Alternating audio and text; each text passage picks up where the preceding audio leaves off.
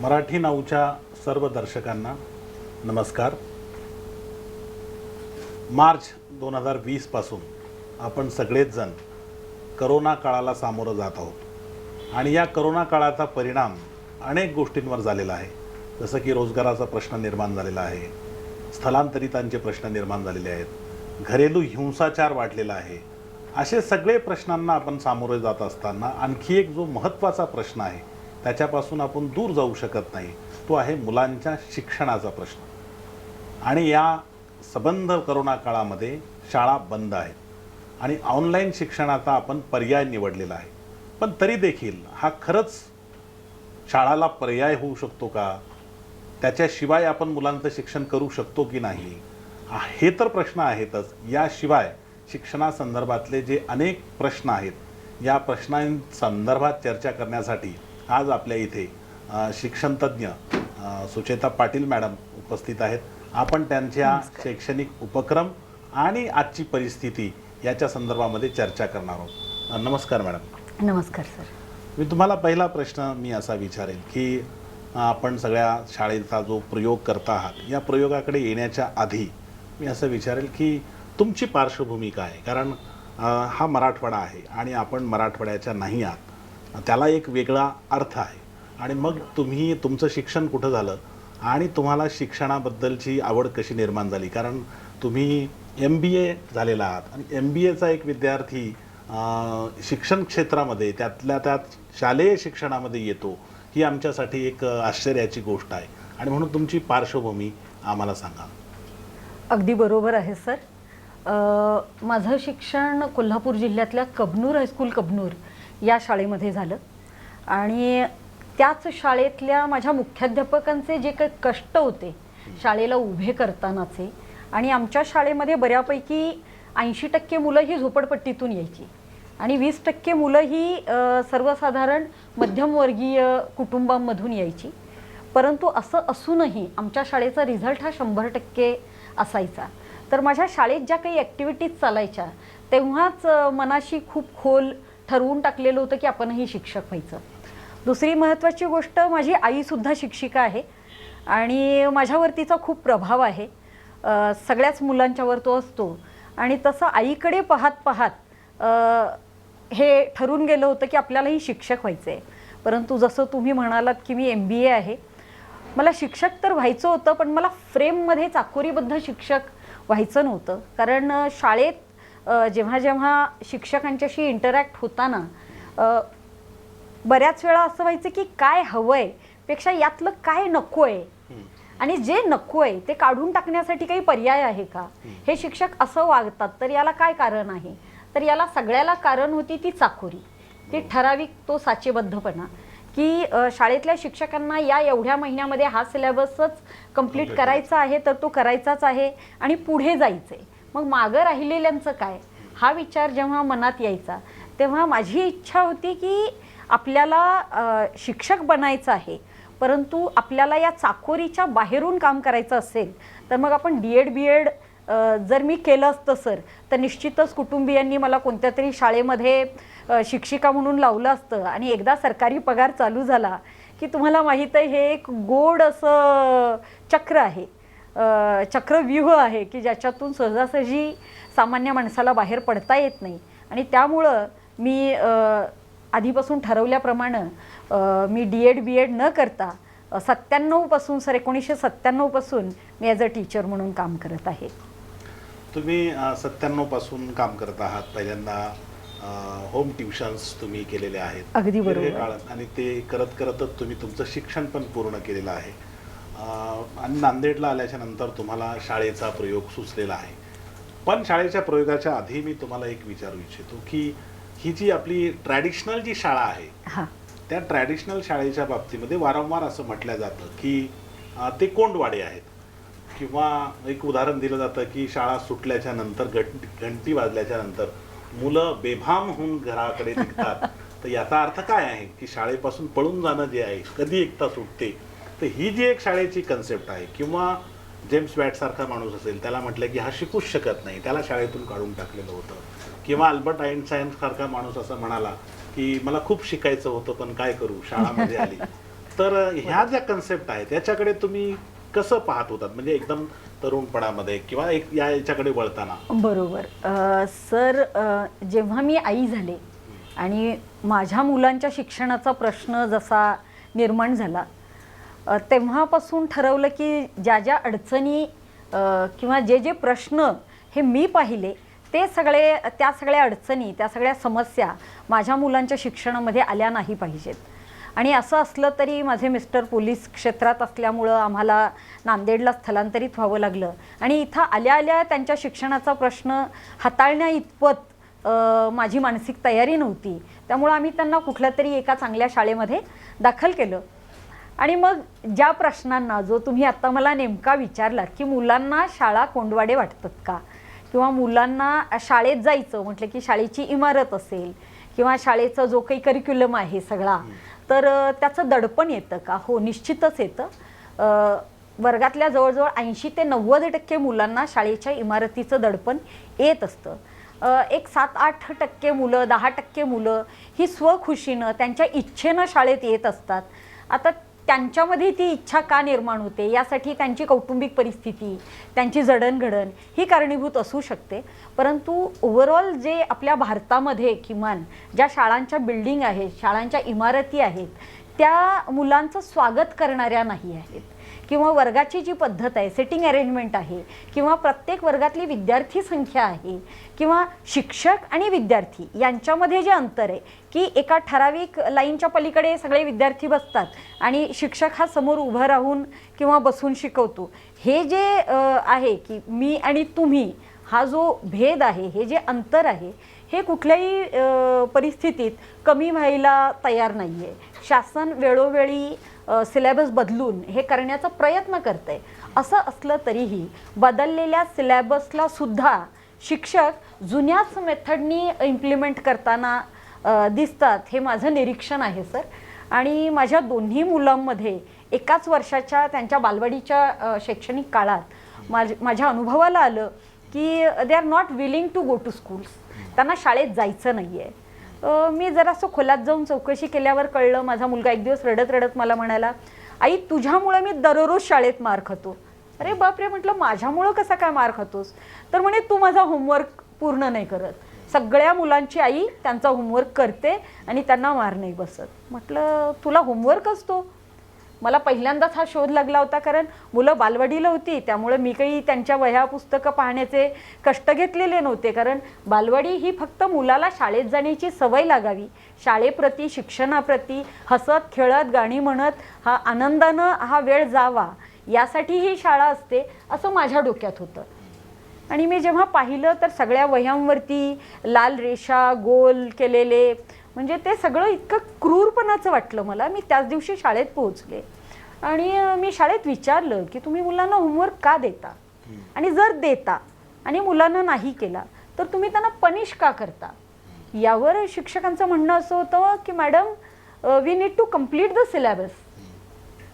हा जो सिलेबस, हा जो शब्द आहे तो त्यावेळेला असा आघात करणारा वाटला की लहान मुलांना, 4 वर्षाच्या मुलाला, 3 वर्षाच्या मुलाला सुद्धा सिलेबसचं बंधन आहे. आणि या प्रायव्हेट शाळेमध्ये काम करणाऱ्या शिक्षिकेला सुद्धा या फ्रेमचं बंधन आहे. आणि पनिशमेंटसाठी त्यांचं उत्तर असं होतं की मॅडम आम्ही काठीनं नाही मारत, आम्ही हाताने मारतो. म्हणजे मुलाच्या हातावर बाईंच्या हाताने त्या मारणार.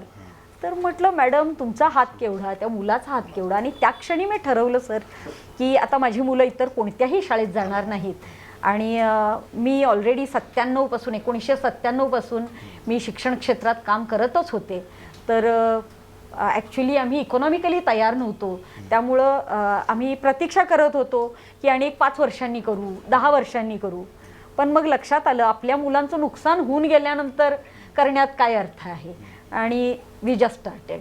आम्ही फुलोरा या नावाने नांदेडमध्ये 2014 साली मालेगाव रोड इथं संजय गांधी विद्यालयाची जुनी इमारत जी रिकामी होती ती आम्ही भाड्यानं घेतली आणि तिथं माझ्या शाळेचं पहिलं वर्ष सुरू झालं सर. बरोबर. 2014 साली तुम्ही फुलोरा अशी एक नवीन संकल्पना घेऊन एक शाळा काढली. हो सर. फुलोरा या नावामध्ये सुद्धा एक मोठा अर्थ दडलेला आहे बरोबर. की जी मुलं आहेत ती उमलली पाहिजे, ती फुलली पाहिजे, बरोबर. पूर्णांशाने ती विकसित झाली पाहिजेत, ह्या धारणा घेऊन तुम्ही शाळा काढली.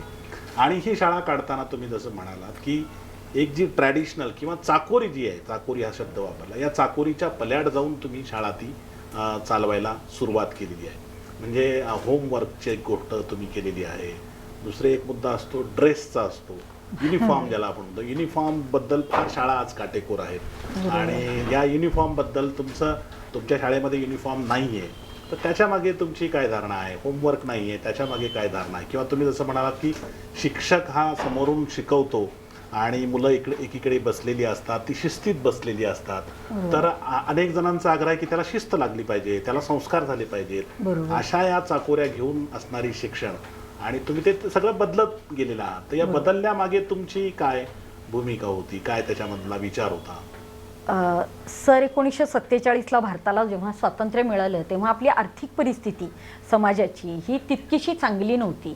तर श्रीमंत मुलांचे कपडे चांगले असतील आणि गरीब मुलांच्या अंगावर फाटके कपडे असतील, तर हा जो भेद आहे, ही जी विषमता आहे, ती शाळेतल्या मुलांच्या मनापर्यंत पोहोचू नये, सगळे एकसारखे दिसावेत म्हणून युनिफॉर्मची कन्सेप्ट जी आहे, संकल्पना जी आहे ती आहे. पण आज आपण पाहतो की प्रत्येकाला एक दोनच मुलं आहेत आणि आजकाल पालक अशा भूमिकेत आहेत जे मला मिळालं नाही ते माझ्या मुलाला द्यावं. म्हणजे आपण गरजेपेक्षा जास्त देतो कधी कधी. तर आज युनिफॉर्मचा अर्थच उरत नाही. आणि त्यातूनही आपण सगळे मराठवाड्यात राहतो सध्या, आणि मराठवाड्यातलं जे हवामान आहे, या हवामानाला गळाबंद टाय घालणं हे अजिबातच मला मान्य होणारं नाही आहे. कारण गळ्याच्या भोवती घाम साचणं, तिथं मग काहीतरी स्किन डिझीजेस निर्माण होणं आणि पुढे चालून ते वाढत राहणं, तर हे चुकीचं आहे. तर हवा त्याच्या शरीराला लागली पाहिजे. मराठवाड्यासारख्या ठिकाणी एवढ्या लहान लेकरांचे पाय दिवसभर आपण शूजमध्ये बांधून ठेवणं आणि त्यांच्या पायांची वाढच न होऊ देणं, हे पहा विचार करून. मी बोलल्यानंतर कदाचित आपल्याला जाणीव होईल की हो, आपण असा विचारच नाही केला. आपण स्वतः ते घरात घालून बघितले पाहिजेत, दिवसभर आपण शूज घालतो का. माझे मिस्टर जे पोलीस आहेत त्यांना घालावे लागतात दिवसभर शूज, तर ते म्हणतात की हो, हे खूप कठीण आहे, म्हणजे हे आनंदानं नाही करता येऊ शकत. दुसरी महत्त्वाची गोष्ट तुम्ही म्हणालात की आम्ही चाकोरी मोडतो म्हणजे आम्ही फार वेगळं काही करत नाही. तर लहान मुलांना जे काही आपल्याला शिकवायचं असतं तर ते अनुभवातून शिकवायचं असतं. म्हणजे मुलानं प्रत्येक गोष्टीला स्पर्श करून बघितला पाहिजे, मातीला स्पर्श केला पाहिजे, चिखलाला स्पर्श केला पाहिजे, भिंतींना, दगडांना, विटांना, किड्यांना, वनस्पतींना. हे सगळं करताना त्याच्या अंगावर जर खूप चांगले कपडे असतील, अगदी इस्त्रीचे, शुभ्र, तर ते मूल थोडंसं अवघडल्यासारखं वाटेल आणि ते मोकळेपणाने या सगळ्या गोष्टी करू नाही शकणार. ही पहिली गोष्ट. त्यामुळं काय नाही आहे, युनिफॉर्मचं बंधन नाही आहे. तरीही एक युनिफॉर्म असतो की ज्या दिवशी तुमच्याकडे इतर काही कपडे घालायला नाही, त्या दिवशी प्रश्न सुटावा, आईसाठी सोपं व्हावं म्हणून एक युनिफॉर्म असतो, पण ते घालण्याचं बंधन नाही आहे. दुसरी गोष्ट होमवर्क. तर पहा सर, लर्निंग जे आहे हे कंटिन्युअस चालतं. होमवर्क जर तुम्ही लहान मुलांना दिला तर त्यांना असं वाटतं की जेवढा माझा होमवर्क आहे तेवढा एकदा पूर्ण केला की माझा अभ्यास झाला.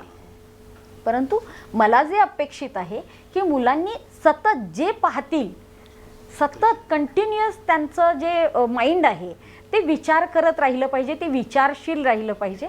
त्यामुळं आम्ही आमच्या शाळेमध्ये मुलांना जितकं शिकवतो त्याहीपेक्षा जास्त आम्ही आई पालकांना शिकवतो. आम्ही जेव्हा त्यांना पालक मिटिंगला बोलवतो तेव्हा सांगतो की तुमचं मूल सतत तुमच्या भोवती कसं राहील, ते टी व्ही समोर न बसता तुमच्या भोवती कसं, तुमच्या सहवासात कसं राहील. तुम्ही स्वयंपाक करताय तर त्याच्या हातामध्ये थोडीशी कणिक द्या, त्याला त्याच्याबरोबर खेळू द्या, त्याच्यापासून काही वेगवेगळे आकार तयार करू द्या. त्याला भाज्या आहेत, तुम्ही भाज्या भरायला सांगा, त्याला सॉर्टिंग करायला सांगा, त्याला भेंडीचे काटे लागू देत, त्याला ते अनुभवू दे, त्याला लिंबूचा वास घेऊ दे, त्याला मिरचीचा वास घेऊ दे, त्याला सॉर्टिंग करायला सांगा, त्याला भरून ठेवायला सांगा, त्याला धुवायला सांगा, त्याला ते कट करून द्यायला सांगा. म्हणजे त्याला आईचं कामही कळेल. दुसरी गोष्ट, आईला असं वाटतं की आता माझ्या मुलाला इंग्लिशच शिकवायचं आहे, तर त्याला मिरची मी कसं शिकवू ना मिरची, कारण मला इंग्लिशमध्ये मिरचीला काय म्हणतात माहीत नाही. अरे इंग्लिशमध्ये जेव्हा शिकेल तेव्हा शिकेल. आज तुम्ही तुमची भाषा का मारताय? त्याला इंग्लिश आली पाहिजे, ही आजच्या जगाची आजच्या परिस्थितीची गरज आहे. परंतु त्याला मातृभाषा आली पाहिजे, ही त्याच्या व्यक्तित्वाची गरज आहे. बरोबर. तुम्ही आता या भाषेवर आलात. आता इंग्रजी शाळांचं फार प्रचलन वाढलेलं आहे. हो, की मुलगा कुठल्या शाळेमध्ये जातो तो इंग्रजी शाळेमध्ये जातो, कॉन्व्हेंटमध्ये जातो. बरोबर. आणि अगदी मोठ्या कॉलनीज पासून ते झोपडपट्टीपर्यंत बरोबर. इंग्लिश शाळांचं प्रस्थ वाढलेलं आहे, पेव फुटलेलं आहे म्हणू पेव शकतो. फुटलेलं आहे. हो. आणि ती गरज आहे की तुम्ही जसं म्हणाल की इंग्रजी ही खरंच आंतरराष्ट्रीय ज्ञानाची भाषा आहे. बरोबर. त्यामुळे ती अवगत करणं ही गरजेचं आहे. पण ती अवगत करताना जसं भाषा तज्ज्ञ म्हणतात की प्राथमिक शिक्षण हे मातृभाषेतून असलं पाहिजे. बरोबर. मातृभाषेचा आग्रह धरला जातो. परंतु आपल्याकडे जे इंग्रजी शाळा आहेत, तर ठीक आहे, ज्या इंग्रजी शाळा आहेत त्या शाळा तरी इंग्रजी शिकवतात का? तर तोही एक प्रश्न आहे की अनेक शाळांमध्ये हिंदीमध्ये शिकवलं जातं, हिंदीमध्ये बोललं जातं. आणि बंदी कशाला आहे? तर त्याची मातृभाषा बोलायला बंदी आहे. तू इंग्रजीत बोल किंवा हिंदीत बोल, म्हणजे मराठी बोलू नको. मराठीपासून दूर गेल्यामुळं त्याला जे तुम्ही म्हणालात की जे भेंडी आहे किंवा मिरची आहे हे शब्द सुद्धा त्याला मातृभाषेतले सुद्धा कळत नाहीत. बरोबर. तुम्ही जी शाळा सुरू केलेली आहे ती म्हणजे तांत्रिकदृष्ट्या किंवा शासकीय दृष्ट्या ती इंग्रजी माध्यमाची शाळा आहे. पण मी असं पण ऐकलेलं की तिथं मराठी किंवा हिंदी किंवा इंग्रजी असं कुठलंही बंधन नाही. तर हे काय प्रयोग आहे तुमचा? सर, तुम्ही जेव्हा मला माझ्याविषयी माहिती विचारली, एक सांगायचं राहून गेलं. मी नांदेडमधल्या एका नामांकित शाळेमध्ये 7 महिने नोकरी पण केलेली आहे. ज्या काळात माझी मुलं माझ्या शाळेव्यतिरिक्त एका दुसऱ्या शाळेत शिकत होती, त्याच वेळी मी त्या मोठ्या शाळेत ॲज अ टीचर काम करत होते की जिथं 1000पेक्षा जास्त विद्यार्थी होते. आणि तिथं मी पाहिलं की या शाळेमधल्या जवळजवळ 70-80चा स्टाफ तिथं होता. त्यातल्या 4ही शिक्षकांना फ्लुएंटली इंग्लिश बोलता येत नव्हतं आणि शाळेमधल्या 10% मुलांना इंग्लिश बोलता येत नाही. आणि प्रत्येक वर्गामध्ये हिंदीमधून शिकवलं जातं आणि असा नियम केला जातो की मराठी बोलायला बंदी आहे. तुम्ही मराठी बोलणार नाहीत, मराठी बोललात तर तुम्हाला दंड असतो. तर हे सगळं खरोखरच क्रूरपणाचं आहे, कारण मराठीनं आपलं काहीही घोडं मारलेलं नाही.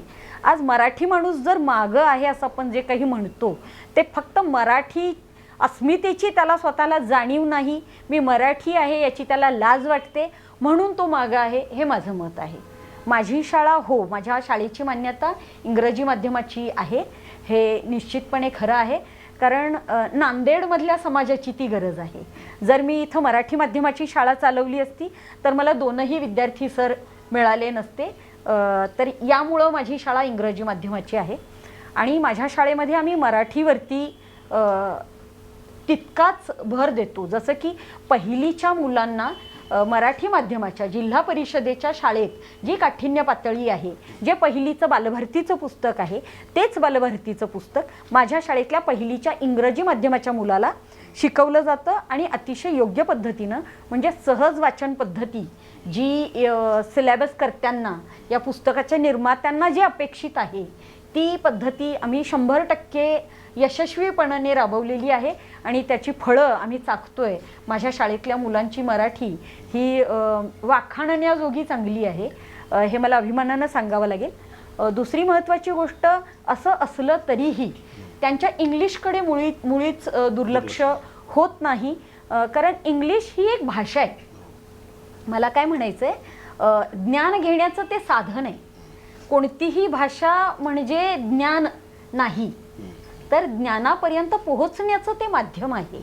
तर एक माध्यम म्हणून आपण भाषा शिकत असतो आणि फक्त केवळ इंग्लिश, मराठी, हिंदी एवढ्याच भाषा शिकून भागणार नाही.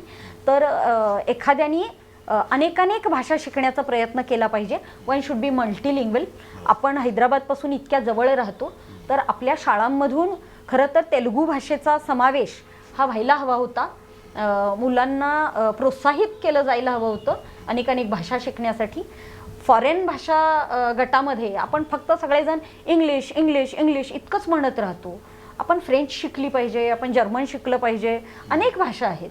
आणि फक्त भाषा कशी शिकायची हे शाळेमध्ये शिकवलं पाहिजे. How to learn any language. पहा, कोणतीही भाषा शिकायची तर त्याची एक मेथड आहे, त्याची एक पद्धती आहे. एकदा मुलाला ही पद्धती कळली आणि भाषांच्या प्रती त्याला प्रेम निर्माण झालं, भाषा शिकण्यामध्ये गोडवा निर्माण झाला, साहित्याप्रती त्याच्यामध्ये जाणीव निर्माण झाली की त्याला सांगावं नाही लागणार. तो आपोआपच अनेक भाषा या मेथड्स वापरून शिकेल. म्हणजे माझ्या शाळेचा जर मला तुम्ही एका ओळीमध्ये शाळेचं वर्णन करायला सांगितलं, सपोज 1 लाईनमध्ये, तर मी असं सांगेन, वी डोंट टीच एनिथिंग. आम्ही काहीही शिकवत नाही, कारण या जगामध्ये कुणीही कोणालाही काहीही शिकवू शकत नाही. आम्ही त्यांना कसं शिकायचं हे शिकवतो. We teach them how to learn. काय शिकायचं, किती शिकायचं, केव्हापर्यंत शिकायचं, हे ज्याचं त्यानं स्वतः ठरवावं. मी तर म्हणेन सोप्या भाषेत, माणूस हा मरेपर्यंत शिकत असतो. आणि एक शिक्षक म्हणून जर माझ्यातला विद्यार्थी मेला तर मी एक शिक्षक म्हणून अयोग्य ठरते. तर शिक्षकामधला स्वतःचा विद्यार्थी हा सतत जिवंत असला पाहिजे, त्याचं शिकणं हे सतत चालू असलं पाहिजे. तर आम्ही मुलांना डोळे उघडून पाहायला शिकवतो. या सगळ्या शिक्षणाच्या प्रक्रियेमध्ये जे वेगवेगळे विषय असतात, या विषयामधला सगळ्यात मूलभूत विषय गणित मानला जातो. अगदी गणित बरोबर. हा मूलभूत पण आहे आणि तितकाच कठीण आहे, अशा पद्धतीची पण चर्चा होते. आणि ज्याला गणित येतं तो हुशार विद्यार्थी. आणि गणितामध्ये सगळ्यात प्रायमरी असतं पाढे. या पाढ्याच्या बाबतीत सुद्धा आपली शाळा काही वेगवेगळे प्रयोग करते, मी असं ऐकलं आहे. तर हे काय आहे गणित, पाढे, याची काय तंत्र आहेत? सर, खरं बघायचं तर गणितावर सगळ्यांनी अन्याय केलाय. गणित हा अवघड विषय आहे असं म्हणून गणितासारख्या अतिशय आपल्या जीवनाचा अविभाज्य भाग असलेल्या विषयावरती सगळ्यांनी अन्याय केलेला आहे. आपल्याकडे काय आहे ना सर, आताच्या ज्या आई आहेत, तुम्ही कोणत्याही घरात जा, कोणत्याही आर्थिक परिस्थितीच्या घरात जा, आई कमीत कमी 10वी-12वी शिकलेली तुम्हाला आढळेल. आणि जास्तीत जास्त ती PhD पर्यंत सुद्धा शिकलेली आहे आणि ती घरी बसलेली आहे, कारण नवऱ्याचं इन्कम खूप चांगलं आहे. म्हणजे अशी आई तुम्हाला घरोघरी आज दिसेल. या आईंना मुलांना शिकवायची इतकी गडबड झाली आहे की ज्या वयामध्ये हे मूल स्वतःच्या हातांनी खात नाही, त्या वयामध्ये या बायका, या आया आपल्या मुलाला 1 2 3 4 100 पर्यंत शिकवतात. तर हे जे 1 2 3 4 मी शिकवलंय म्हणजे मी गणिताचा पाया घातला, असा जो एक भास किंवा एक समज जो या सगळ्या आई पालकांच्या मनामध्ये निर्माण होतो, हा नेमका त्या मुलाचं गणिताच्या दृष्टीने नुकसान करतो, जे म्हणजे खूपच अवघड गोष्ट ही आहे. कारण कसं आहे पहा सर, 1 2 1 2 3 4 1 2 3 4 वंदू, याडू, हे जे काही नंबर्स आहेत, हे जे काही शब्द आहेत, हे शब्द म्हणजे ते अंक नव्हेत. तर एखादा अंक म्हणजे नेमकं काय, 4 म्हणजे काय, 10 म्हणजे नेमके किती. तुम्ही लहान मुलांना पाहिलं असेल, पहा, मला सगळ्यांशी बोलायला सांगायला हे आवडेल की तुमच्या घरात जर अगदी लहान मुलं असेल आणि त्याला 1 2 3 4 तुम्ही शिकवलं असेल, ते मोजतं असं पहा, 1 2 3 4 5 6 7 8 9 10. म्हणजे ते मोजतं ना, असं मोजतं. कारण त्याच्या दृष्टीने 1 म्हणजे एक वस्तू आहे, ही कन्सेप्ट क्लिअर नाही आहे. तर मला असं वाटतं मुलाला तुम्ही 1 लिहून हा 1 आहे किंवा 10 पर्यंत अंक मोजायला शिकवणं हे गैर आहे. पहिलीचा गणिताचा सिलेबस किती पालकांना माहीत आहे? पहिलीचा गणिताचा सिलेबस जो शासनाने नॅशनल करिक्युलम फ्रेमवर्क जे आहे त्यामध्ये दिलेला जो सिलेबस आहे, जी गाईडलाईन आहे, NCERTचं पहिलीचं पुस्तक किती पालकांनी पाहिलेलं आहे गणिताचं? तर यामध्ये दिवाळीपर्यंत पहिल्या 6 महिन्यांमध्ये मुलाला फक्त 1 to 9 एवढेच अंक शिकवायचे आहेत. फक्त 1 to 9. 6 वर्ष पूर्ण झालेल्या मुलाला 1 to 9 शिकवायचे आहेत. घरी जाता जाता, सुट्टीला जाता जाता त्याला 10 सांगितला जातो. सुट्टीवरून परत आल्यानंतर परत एकदा दशक ही संकल्पना त्याच्याकडून पक्की करून घेतली जाते आणि मग पूर्ण वर्षभरामध्ये त्याला अप टिल 99 शिकवलं जातं. 100 शिकवला जात नाही.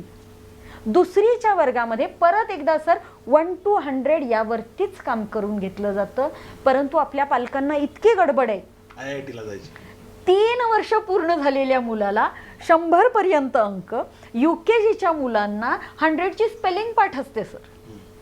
दुसरी नर्सरी LKG UKGच्या मुलांना कर्सिव्ह रायटिंग शिकवणाऱ्या शाळा मी नांदेडमध्ये पाहिलेल्या आहेत. आता मी नांदेडच्याच शाळा बघितल्यात, त्याही माझी मुलं लहान आहेत म्हणून, त्यामुळं मी हे बोलतेय. कृपया याला अदरवाईज घेऊ नये. कुठल्याही शाळेत कदाचित असेल, मी इतर शाळा पाहिलेल्या नाहीत. तर हे जे आहे की अनावश्यक गडबड केल्यामुळं होतं काय, जेव्हा बुद्धीचा विकासच झालेला नाही सर, म्हणजे 3 वर्षाचं मूल हे समजूच शकत नाही की 70 किती आहेत, 70 किती आहेत, नाही समजू शकत, कारण त्याच्या मेंदूचा तितका विकास झालेला नाही. हे असं आहे ना की 3 वर्षाच्या मुलाकडून भारतातल्या सगळ्या राज्यांचे स्टेट्स पाठ करून घेणं. ज्या मुलाला माझं घर आणि माझं अंगण एवढंच कळतंय, ज्याला शेजाऱ्याचं घर आणि माझं घर यातलाच फक्त फरक कळतो, तर त्याला कसं शक्य आहे की देश म्हणजे काय, स्टेट्स म्हणजे काय, आणि त्या मुलानं सांगणं की जम्मू काश्मीरची राजधानी काय आहे, राजस्थानची राजधानी काय आहे. हे जितकं मिनिंगलेस आहे तितकंच मिनिंगलेस आहे पहिलीच्या मुलाला तुम्ही एका दिवसात 1 to 100 दररोज तेच गिरवायला लावणं, आणि मग तो 8 नीट लिहिलेला नाही, ते दोन्ही गोल चांगले नाहीत म्हणून त्याला ते राऊंड करणं आणि त्याच्यावर खाट मारणं. मी तर म्हणेन की लाल पेनाने ते चूक आहे हे दाखवणं हे असीम क्रौर्य आहे. लहान मुलाला 6 वर्षाच्या, 3 वर्षाच्या, 5 वर्षाच्या मुलाला तू जे काही घरातनं लिहून आणलंय त्यात एवढ्या चुका आहेत हे दाखवणं, त्यावर बोट ठेवणं हे गैर आहे. त्याला बरोबर देऊन तुम्ही प्रेमानं समजून सांगितलं पाहिजे, उद्या थोडंसं असं काढ म्हणजे हे छान होईल. हे जे झालं पाहिजे ते होत नाही. हे ट्रॅडिशनल शाळांमध्ये होतं. तुम्ही काय करता गणित शिकवताना? हां, आम्ही गणित शिकवताना सर माझ्याकडे कार्ड्स आहेत. म्हणजे आमच्याकडे ना एवढ्या मोठ्या कार्डवर मध्ये फक्त एक काळा ठिपका असतो आणि तो 1 म्हणून शिकवला जातो. 2 ठिपके आहेत, समजा एवढं मोठं कार्ड आहे, माझ्या रुमाला एवढं कार्ड आहे, याच्यावरती 2 ठिपके मी या 2 कोपऱ्यात देऊ शकते, या 2 कोपऱ्यात देऊ शकते, मध्ये एकमेका खाली उभे करू शकते, किंवा आपण जसे बसलो आहोत तसं त्यांना एकमेकांच्या शेजारी आपण त्यांना ठेवू शकतो. तर 2 म्हणजे काय, 3 म्हटल्यानंतर तुमच्या डोळ्यासमोर एका ओळीत उभे राहिलेली 3 ठिपके दिसले पाहिजेत, किंवा एका ओळीत जेवायला बसलेले 3 दिसले पाहिजेत, किंवा त्रिकोणासारखे वर 1 2 असे दिसले पाहिजेत. तुमच्या डोळ्यांसमोर तो नंबर जिवंत झाला पाहिजे, ती कन्सेप्ट जिवंत झाली पाहिजे. मग नंतर आपण शिकूया की या 3ला लिहायचं कसं, याच्यासाठी नेमकं साईन, चिन्ह काय वापरलेलं आहे आणि त्या चिन्हाला आपण मग काय म्हणतो. बरोबर, म्हणजे जसं आपल्या घरात प्रेम करणारी माणसं पहिल्यांदा ओळखू येतात बाळाला, आणि ते त्यांचे चेहरे बघून त्यांच्याकडे धाव घेतं, आणि नंतर कळतं त्याला ही आजी आहे, हा आजोबा आहे, काका आहे, हे नंतर कळतं. तसं आधी त्याला ही कन्सेप्ट कळू द्या, त्या नंबरची आधी कन्सेप्ट कळू द्या.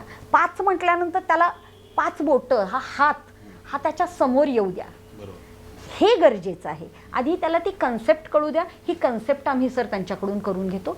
दुसरी महत्त्वाची गोष्ट सर, थोडी मोठी मुलं जी असतात आमच्याकडची त्यांना आम्ही दुकानांमध्ये पाठवतो.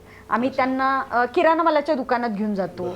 आम्ही मुलांना वजनं शिकवण्यासाठी भाजीच्या ठेल्यांवर घेऊन जातो, किंवा त्यांना असं सांगितलं जातं की या आठवड्यात भाजी घ्यायला तू स्वतः जा आईबरोबर आणि ती भाजी खरेदी कर, आणि ती करतानाचे फोटो काढ, आणि ती वजनं माप तू बघ. माझ्या मुलांना मी चक्क काही विकायला सांगते, विकत घ्यायला सांगते. माझ्या दोन्ही मुलांना सर मी 3रीत असल्यापासून त्यांना आम्ही पॉकेट मनी देतो. म्हणजे हे गणित शिकवण्यासाठी घेतलेली आमची स्टेप आहे. 3रीच्या मुलाला 30 रुपये आणि 4थीच्या मुलाला 40 रुपये असं आम्ही त्यांना पॉकेट मनी महिन्याला देतो, जेणेकरून त्यांना तो खर्च, पैसा ही गोष्ट त्यांना कळली पाहिजे. म्हणजे जोपर्यंत ते प्रॅक्टिकली केलं जात नाही तोपर्यंत ते समजणार नाही. उदाहरणार्थ आपण मुलांना मापं शिकवतो सर, वजनं मापं शिकवतो, धारकता शिकवतो. तर धारकता शिकवण्यासाठी आपण मुलाला पुस्तकांमध्ये हे प्रॉपर दिलेलं असतं की तुमच्या वितीनी टेबल मोजा, भिंत मोजा, पायांनी अंगण मोजा, पायांनी बाहेरचा व्हरांडा मोजा, पायांनी क्लासरूम मोजा. हे पुस्तकात दिलेलं आहे. हे मी माझ्या मनानं काहीही करत नाही, परंतु हे प्रत्यक्षात इम्प्लिमेंट करून घेतलं जातं का, तर ते माझ्या शाळेमध्ये आम्ही या पाठ्यपुस्तकांना आमची गीता भगवद्गीता समजतो सर, आणि सांगितलेली एकन एक गोष्ट आम्ही फॉलो करतो. जे जे म्हणून करून मुलांना करून पाहायला सांगा असं सांगितलेलं आहे ते करून पाहिलं जातं. आता प्रत्येकाच्याच घरामध्ये सर औषधाच्या बाटल्या असतात, त्याच्यावरती टोपणासोबत एक मेजर आलेला असतो बघा, एक छोटासा कॅप आलेला असतो की ज्याच्यावरती 5 ml 10 ml च्या नोंदी असतात. तर आम्ही या 10 ml मुलांना चहाचा कप भरायला सांगतो. मग चहाचा कप किती ml चा झाला ते त्याला कळतं. मग त्या कपाने आम्ही त्याला मग भरायला सांगतो, मग त्या मगाने त्याला बकेट भरायला सांगतो, मग त्या बकेटच्या पुढे जाऊन त्याला आणखी काय करता येईल. हे जे प्रत्येक गोष्टीसाठी मुलाला स्वतः ते प्रयोग करून बघायला सांगितल्यामुळं हे पॉसिबल होतं. आणखीन एक उदाहरण मला द्यायला आवडेल. आम्ही आमच्या शाळेमध्ये बँक चालवतो आणि ती मुलं चालवतात. मग ही बँक म्हणजे काय भानगड असते. आम्ही शाळेमध्ये एक छोटीशी पत्र्याची पेटी आहे सर, त्यामध्ये आम्ही सगळ्या शालोपयोगी वस्तू आणून ठेवलेल्या आहेत. तर ते दुकान असतं आणि दररोज 2 मुलांना ते दुकान चालवायला मिळतं. तर यामध्ये आम्ही पालकांना कधीही असं सांगत नाही की तुम्ही लागणाऱ्या सगळ्या वह्या शाळेतून घ्या, म्हणजे मुलांनी ऑलरेडी त्या घेतलेल्या असतात. कारण शाळेची दुकानदारी करायची नाही हे आधीच ठरलेलं आहे. मुलांना गणित शिकवण्यासाठी आम्ही काय करतो, तर आम्ही काय करतो, मुलांना ते ट्रान्झॅक्शन करायचं असतं.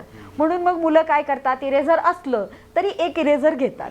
आता आणलेले पैसे बॅगमध्ये ठेवले तर ते हरवतील, ते ठेवण्यासाठी आम्ही मुलांच्याच कडून एक बँक चालवतो की मुलांनी त्या बँकेमध्ये ते जमा करायचे आणि सुट्टीच्या वेळामध्ये ते पैसे बँकेतनं काढायचे, तिथं दुकानात जायचं, तो इरेझर खरेदी करायचा, इरेझर देणाऱ्यानं त्यांना बिल द्यायचं. तिथं पेन्सिली असतात, कलर असतात, स्केल्स असतात, रूलर्स असतात. तर हे जे प्रॅक्टिकली मुलांच्याकडून करून घेणं आहे. आता अर्थात या सगळ्याला वेळ, इच्छाशक्ती असेल तर निश्चितपणे हे पॉसिबल आहे. कारण मी माझ्या शाळेमध्ये जवळजवळ 2 वर्ष कंटिन्युअसली यशस्वीपणे हे राबवलेलं आहे. पाठ करण्याच्या बाबतीमध्ये, पाढ्यांच्या बाबतीत हो सर, खूप धन्यवाद तुमचे, याची आठवण करून दिलीत. इंग्रजी माध्यमाच्या शाळांमध्ये, माझी ही शाळा इंग्रजी माध्यमाचीच आहे, परंतु माझं ऑब्झर्वेशन असं आहे, मी इंग्लिशमधून ज्यांचं शिक्षण झालं आहे अशा अनेक टीचर्सना मुद्दाम विचारते की 15 5 फटकन विचारते, तर ते असे थोडा वेळ थांबतात. मी त्यांना असं 14 4 असं विचारते तर ते थांबतात. पण हेच जर तुम्ही बाजारात गेलात आणि 15 5 असं जर ओरडलात तर एक 10 जण म्हणतील 75. मग माझ्या लक्षात आलं की मराठी भाषेतल्या यमकाचा फायदा हा पाढेपाठांतरासाठी होतो. जे आपलं आहे, जे चांगलं आहे ते का सोडा. आपल्याला जे आवश्यक आहे ते आपण घेतलं पाहिजे, पण जे आपलं उपयोगाचं आहे, आपलं चांगलं आहे आणि ते योग्य आहे हे सिद्ध झालंय तर मग ते का सोडा. तर माझ्या शाळेमध्ये सगळी मुलं मराठीतून पाढेपाठ करतात. त्यांना इंग्लिश अंक तर 100% येतात, कारण शाळाच इंग्रजी माध्यमाची आहे. परंतु यामुळं त्यांचे मराठी अंकही चांगले झालेले आहेत. जे कन्फ्युजन तुम्हाला इंग्रजी माध्यमाच्या मुलांच्या मध्ये दिसतं की 73 रुपये झाले, तर तो विचारतो 73 म्हणजे किती, then you need to tell him की इट्स 73. ही वेळ माझ्या शाळेत येत नाही. आणि मला सांगायला आनंद वाटतो, माझ्या दोन्ही मुलांनी खेळ म्हणून गमतीमध्ये 28 पर्यंत पाढेपाठ केले आणि 29चा पाढा त्यांनी यासाठी केला नाही, कारण दॅट्स अ मॅजिक. म्हणजे त्यांच्यासाठी 29चा पाढा ही मॅजिक आहे. ते अगदी एका क्षणात तुम्हाला 29चा पाढा जेव्हा पाहिजे तेव्हा प्रोड्यूस करू शकतात. बरोबर. तर हा खेळ बनतो. गणित हा माझ्या शाळेमध्ये खेळ बनतो. तो खेळ बनतो. तसंच आहे विज्ञान पण फार महत्वाचं आहे. बरोबर. तर विज्ञानाच्या बाबतीमध्ये जीवशास्त्र, रसायनशास्त्र असं पूर्वी होतं, आता त्याला वेगळ्या सगळ्याच एकत्रित केलेलं आहे सायन्स म्हणून. पण आपण त्याच्यामध्ये आहेच, बायोलॉजी आहे, केमिस्ट्री आहे, फिजिक्स आहे. बरोबर. आणि त्याच्यामध्ये काही वेगवेगळे समीकरण काय भरपूर असतं आणि ते मुलांना कठीण जातं. आणि त्या कठीणमुळं जणू काही तेच म्हटलं गेलं की बा सायन्स हेच मुळात कठीण असतं. अशी जसं गणिताचं जसं आहे तसं सायन्सचं आहे. तर जसं तुम्ही गणिताला एक खेळ बनवलेला आहे, तसं सायन्सला सुद्धा एक आनंददायी गोष्ट बनवण्यासाठी आपली शाळा किंवा आपण काय प्रयत्न केले? Sir definitely. शाळा आत्तापर्यंत माझ्याकडे फक्त 7वी पर्यंतच्याच विद्यार्थ्यांची ॲडमिशन्स होती. असं असलं तरीही सर आमच्याकडे पूर्ण उंचीचं ह्युमन स्केलेटन आहे माझ्या शाळेमध्ये. आमच्याकडे बीकर्स आहेत, जे काही सायन्सचं जे काही साधन सामग्री लागते, ज्या काही वस्तू उपकरणं लागतात, ती सगळी उपकरणं माझ्या शाळेत आहेत आणि आम्ही अतिशय मोकळेपणाने मुलांना हे प्रयोग करायला देतो. आम्ही आमच्या शाळेमध्ये लागणारी जे केमिकल्स तुम्ही जे म्हणालात, तर ते केमिकल्स आम्ही विकत आणले. प्रत्येक मुलांनी त्यांना स्पर्श करून बघितलेलं आहे, ते सगळं करून बघितलेलं आहे. याचे बरेच व्हिडिओज आम्ही बनवून ठेवलेले आहेत. आलेल्या नवीन पालकांना आम्ही ते दाखवत असतो. मुलं प्रत्येक गोष्ट करून बघतात. जसं की आपली डायजेस्टिव्ह सिस्टीम आहे, तर यामध्ये माझ्या शाळेच्या शिक्षिकेनी, दक्षता मॅडम नावाच्या शिक्षिका आहेत सायन्स शिकवायला, तर त्यांनी प्रत्यक्षात ती डायजेस्टिव्ह सिस्टीम टेबलवरती मुलांच्याकडून करून घेतली. त्यांनी प्लास्टिकची पिशवी आणली, त्याच्यामध्ये मग केळ आणलं, ते पहिल्यांदा मोठं मोठं तुकड्यांनी घातलं, मग ते तोंडाच्या कॅव्हिटीमध्ये त्याचं काय होतं, मग त्याच्यामध्ये सलाइवा ॲड होते, मग तिथं त्या सलाइवामध्ये काय आहे, पुढे चालून जेव्हा ते स्टमकमध्ये जातं आहे तेव्हा मग तिथं कॉन्ट्रॅक्शन रिलॅक्सेशन होतं आहे, ते मुलांच्याकडून करून घेतलं. असं करत करत करत अगदी ते बाहेर टाकेपर्यंतची प्रोसेस ही त्यांनी मुलांच्या समोर करून घेतली आणि यामुळं मुलांना त्यातला एकही शब्द पाठ नाही करावा लागला. माझ्या मुलाला आता जवळजवळ 1.5-2 वर्ष शाळा बंद आहेत, तरीही आजही विचारलं तर त्याच्यामुळे इसोफॅगस हा शब्द मला पाठ झाला आहे. म्हणजे तो मी कधीही माझ्या शैक्षणिक जीवनामध्ये पाठ करू शकले नाही, पण माझ्या मुलांच्यामुळे आज तो मला पाठ झाला आहे. माझ्या 6वीच्या मुलाला आईन्स्टाईनची चित्र काढायला आवडतात, कारण तो आईन्स्टाईनच्या बऱ्याच गोष्टी त्यानं वाचलेल्या आहेत, न्यूटनच्या गोष्टी त्यानं वाचलेल्या आहेत. या मुलांना न्यूटनच्या आयुष्यात घडलेले गमती जमती माहीत आहेत, त्यांना न्यूटनचं बर्थडे माहीत आहे. म्हणजे आम्ही काय केलेलं आहे सर, सायन्स त्यांच्यापर्यंत आणलेलं आहे. हे जे सायंटिस्ट आहेत हे त्यांचे कुणीतरी आहेत, त्यांचे जवळचे कुणीतरी आहेत आणि ते पण त्यांच्याच इतके वेडे आहेत. ज्या न्यूटनला एवढं कळत नाही की जेव्हा टीचर सांगतो की तो मांजरी आणि त्याची पिलं एकाच छिद्रातनं येऊ शकतात, तो किती वेडा आहे ना, त्याच्यापेक्षा मी किती शहाणा आहे, हे जेव्हा त्या मुलाला कळतं तेव्हा न्यूटन त्याचा दोस्त होऊन जातो. न्यूटन दूरचा कुणी राहत नाही. आणि मग त्या न्यूटननं काय केलं बरं, तो एवढा फेमस का झाला, आणि मग ही मुलं ते न्यूटनची पुस्तकं वाचायला लागतात आणि मग ते काय आहे समजून घ्यायला लागतात. माझा 6वीचा मुलगा सर पिरियडिक टेबल, त्यानं सर या मागच्या 2 महिन्यांमध्ये 3-4 वेळेला एवढे मोठे मोठे चार्ट बनवले. त्याचं समाधान होत नव्हतं की अजून सुंदर व्हायला पाहिजे, आणि तो पिरियडिक टेबल तो समजतो. आणि हे जे लर्निंग आहे हे कुठलंही ऑनलाईन लर्निंग आम्ही दिलेलं नाही आहे. म्हणजे सायन्स प्रती त्यांना आपलेपणा वाटावा, कारण तो सायन्स हे काय आहे सर, आपल्या रोजच्या जीवनाचा भाग आहे. आपण जे खातो, जे अंगावर घातलंय, हे सगळं सायन्समुळे शक्य झालंय. आपण एका ठिकाणाहून दुसऱ्या ठिकाणी आज पोहोचतोय तर ते सायन्समुळे पोहोचतोय. असं सायन्स की जे आपल्या रोजच्या जीवनाचा भाग आहे, ते अवघड वाटण्याचं काही कारणच नाही. कुठंतरी आपली मेथडच चुकत असली पाहिजे, हे सगळ्यांनी ध्यानात घेणं गरजेचं आहे. आता या शाळेशिवाय जी एक गोष्ट असते ती असते सहल नावाची गोष्ट. आणि सहल ही प्रत्येक शाळेमध्ये एक कुठला तरी एक इव्हेंट म्हणून घेतली जाते, पण मी तुमच्या शाळेच्या बाबतीमध्ये जे जाणून आहे की ती तुमच्याकडे नित्याची गोष्ट आहे, बाहेर जाणं, शाळेच्या बाहेर जाणं. आणि हे पण पाहिलेलं आहे की मुलांना ते खूप आवडतं. बरोबर. तर हे ही सहल पुन्हा पुन्हा नेणे किंवा पुन्हा पुन्हा त्यांना बाजारात नेणे, मॉलमध्ये नेणे, मार्केटमध्ये नेणे किंवा जंगलामध्ये नेणे, तर यामागे तुमची काय धारणा आहे, त्याच्यातून तुम्हाला विद्यार्थ्यांमध्ये नेमका काय बदल होताना दिसतो आहे, काय परिणाम होतात त्याचे, तुमचा काय अनुभव आहे या बाबतीत? जसं की मी सर तुम्हाला म्हटलं की माझी अपेक्षा असते मुलांनी दिवसभर शिकत राहावं. लर्निंग कंटिन्युअस प्रोसेस आहे. तर ते नेमकं कसं, म्हणजे काय, नुसतं हे करा दिवसभर शिका असं म्हणून चालत नाही. तर म्हणजे काय करायचं हे दाखवण्यासाठी आम्ही त्यांना डीमार्टला नेलं. आम्ही प्रत्येक मुलांना आदल्या दिवशी सांगितलं प्रत्येकानं मिनिमम 30 रुपये आणायचे आणि घरासाठी काहीतरी खरेदी करायची. सगळी मुलं मग तिथं गेली आणि आम्ही सांगितलं सगळं नीट पाहायचं, शाळेत आल्यावर आपण त्यावर डिस्कशन करणार आहोत. तर मग मुलांनी जे जे ऑब्झर्व केलं सर, हे म्हणजे खरोखर माझ्या सुद्धा अपेक्षांपेक्षा ते जास्त होतं. तर मुलांनी सगळ्या बारीक सारीक गोष्टी, तिथल्या वेलकमपासून ते सुरक्षासाठी केले जाणाऱ्या उपायांपर्यंत सगळ्या गोष्टी अतिशय बारकाईनं पाहिल्या. तसं आम्ही मुलांना पोलीस स्टेशनला नेतो, आम्ही मुलांना भाजी मंडईत नेतो, आम्ही मुलांना छोट्या किराणा दुकानात नेतो. आम्ही इथं आपल्याकडे प्रत्येकाच्याच घरी आता एक सिंटेक्सची टाकी असते पहा, पाण्यासाठीची प्लास्टिकची टाकी असते. तर अगदी जवळ सर इथं एक टाक्या बनवण्याचा कारखाना होता आणि अगदी सहज मला तो दिसला. तर माझ्या शाळेची दरवर्षी कंटिन्युअस 3 वर्ष सर मी हा कारखाना, तो अवन मुलांना दाखवायला घेऊन जात होते. एखाद्या पालकाची जर मी यासाठी परवानगी काढली असती तर त्यांनी ती कधीही दिली नसती, कारण तिथं ते माझं मूल त्यात पडेल. परंतु आहे काय सर की मुलांना तर त्यांची काळजी आहेच, त्यापेक्षा जास्त ती आम्हालाही आहे. तर मुलं बाहेर गेल्यानंतर जेव्हा आपण मुलांना, माझा अनुभव हा आहे सर, मी मुलांना मोकळेपणानं बाहेर नेते तर मुलं अतिशय शहाण्यासारखी वागतात. ती शाळेत आम्ही त्यांना फ्रीडम देतो, स्वातंत्र्य देतो, त्यामुळं मुलांच्यामध्ये शिस्त बनवते. जेव्हा तुम्ही मुलांना फ्रीडम देता तेव्हा त्यांच्यामध्ये शिस्त येते, त्यांना स्वतःला कळतं की मी बाहेर कसा वागलो पाहिजे. आणि मुलं बाहेर गेल्यानंतर आमचा अनुभव, आम्ही त्यांना नदीजवळ नेतो, अनेकदा गुरुद्वारामध्ये नेतो, अशा काही कारखान्यांमधून नेतो. मी त्यांना कंधारच्या सहलीचा अनुभव मला तुम्हाला सांगायला आवडेल. तर कंधारच्या सहलीला गेलो आणि आम्ही सांगितलं मुलांना प्रत्येकानं आपले ड्रॉइंग बुक्स आणि ड्रॉइंगचं सगळं साहित्य घेऊन यायचं.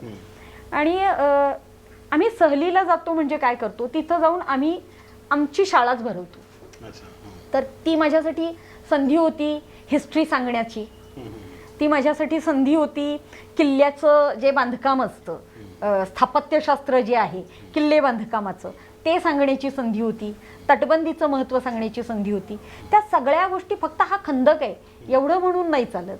तर खंदक, आजकाल खंदकाचं महत्त्व लोकांना बाहुबली बघून कळायला लागलं, परंतु ते आपल्या जवळपास कुठेतरी जिवंत स्वरूपात आहे. आणि ते मी आधी सांगू शकलो असतो माझ्या मुलाला, हे नंतर लक्षात येतं. तर तिथं जाऊन मुलांनी त्या वाड्याच्या ज्या भिंती आहेत तिथल्या त्यांची चित्रं काढली, त्या देवळ्यांची चित्रं काढली, तिथं छोटे छोटे घुमट आहेत त्यांची चित्रं काढली.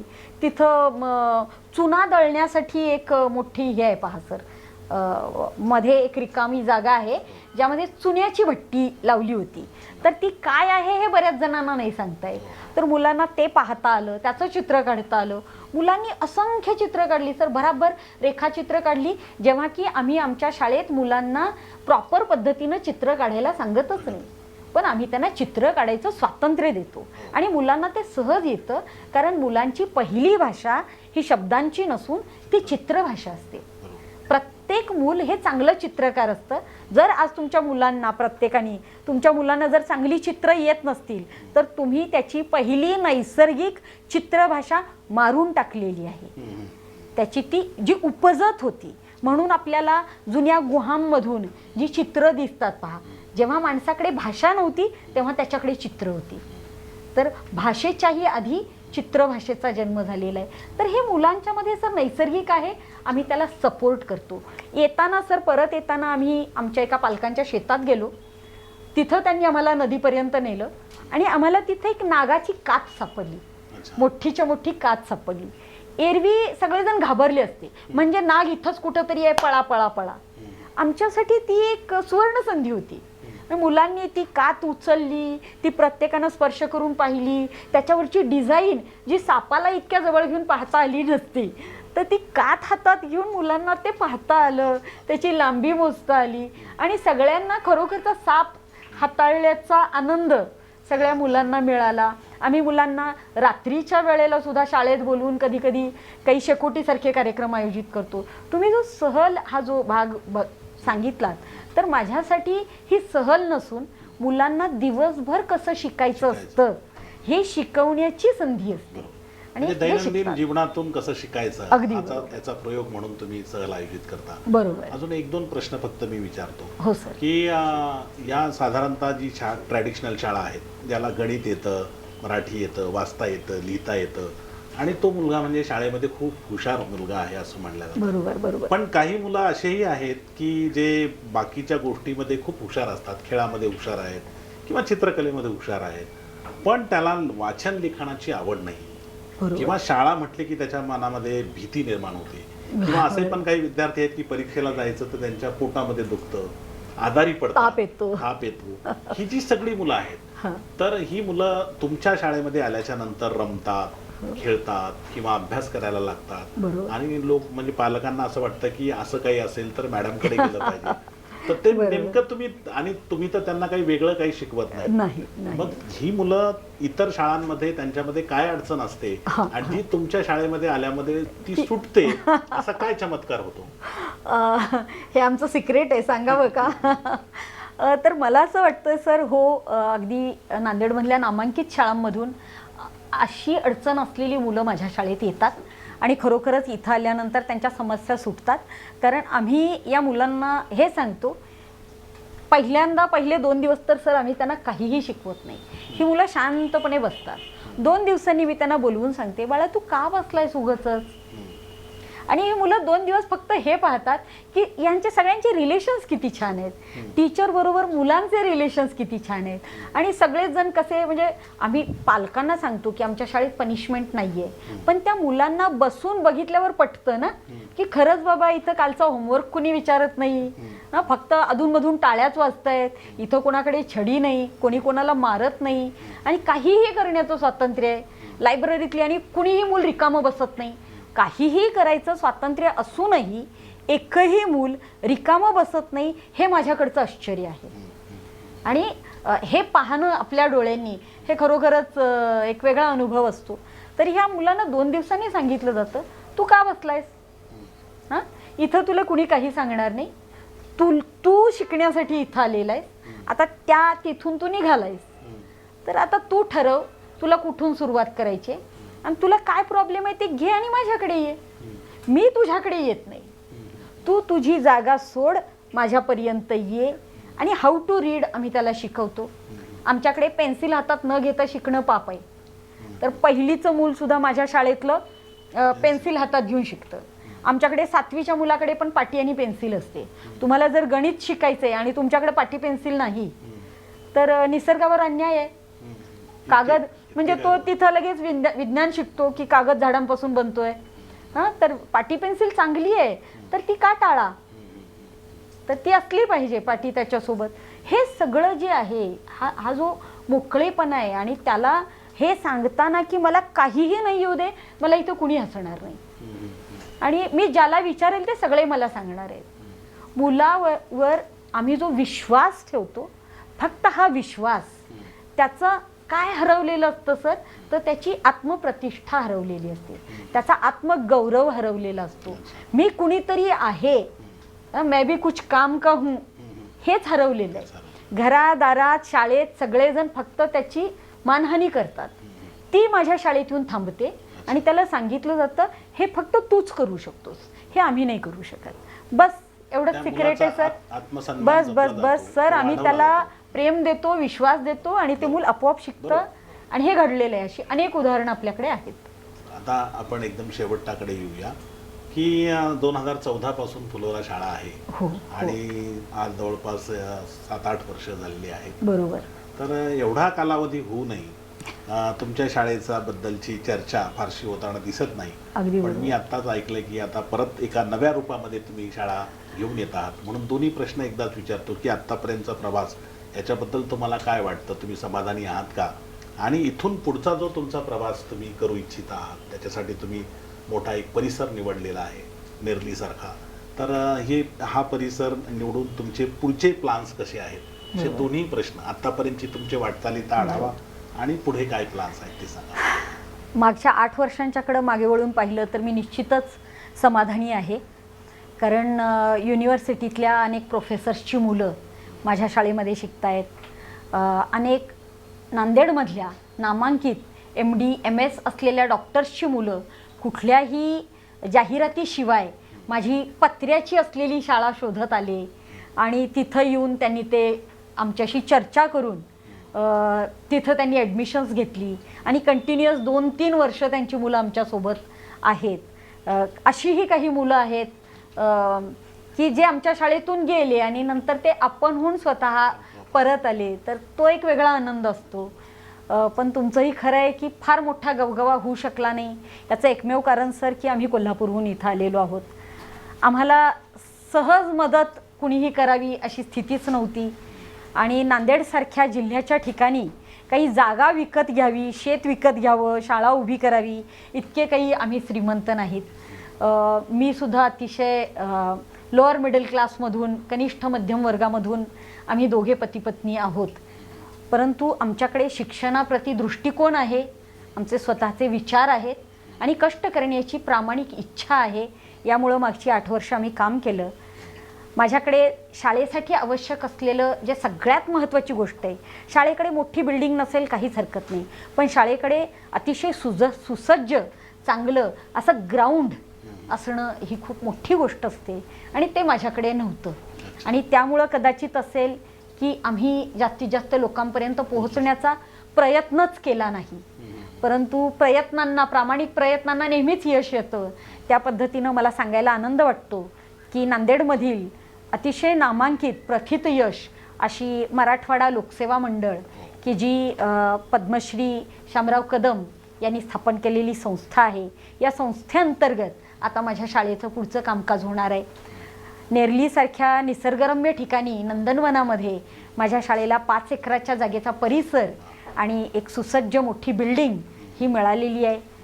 सांगायला आनंद आणखी वाटतो सर की ही शाळा फक्त श्रीमंत विद्यार्थ्यांसाठी नसून समाजातल्या प्रत्येक घटकाला इथं योग्य प्रमाणामध्ये, मला म्हणायचं आहे, फक्त दाखवण्यासाठी 1-2 मुलांना नव्हे तर योग्य प्रमाणात, इक्वल प्रमाणात, समान प्रमाणात या शाळेमध्ये ॲडमिशन्स मिळतील आणि अतिशय सुयोग्य फीमध्ये खूप चांगल्या पद्धतीचं, इंटरनॅशनल पद्धतीचं, फक्त शाळेच्या नावामध्ये इंटरनॅशनल शब्द असता कामा नये, तर त्या शाळेचा दर्जा हा आंतरराष्ट्रीय असावा यासाठी झटणारे आम्ही लोक आहोत.